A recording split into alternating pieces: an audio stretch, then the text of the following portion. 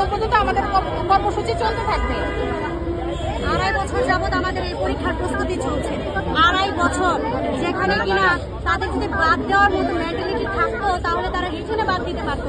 7 মাস ভাইবার পর তারা আমাদেরকে বলছে আমরা ভাইবার জন্য উপযুক্ত না। তাহলে যারা 40 মার্ক তাদেরই যে ঘোষণা প্রকাশ করেছে সেখানে তারা রিটেনে মাত্র 40 মার্ক পেয়েছে, তাদেরকে শুধুমাত্র অ্যালাউ করা হয়েছে। এমনকি তারা যে ভাইবার আমাদের জন্য ইস্যু করেছে সে ভাইবার রেজাল্টই তাদের সনদের মধ্যে রাখা হয়নি। এখানে কি তারা তাদের যে দুর্নীতি সেটাকে স্পষ্ট হয়ে উঠেনি জাতির কাছে? অবশ্যই স্পষ্ট হয়ে উঠেছে জাতির কাছে যে তারা তাদের সনদের মধ্যে যে ভাইবার রেজাল্ট যোগ করেনি। এমনকি আমি লিখিত পরীক্ষার খাতা চ্যালেঞ্জ করে বলতে পারি আমি 80 নাম্বার পাবো, যেখানে অন্যরা মাত্র 40 মার্ক পেয়ে পাশ করেছে।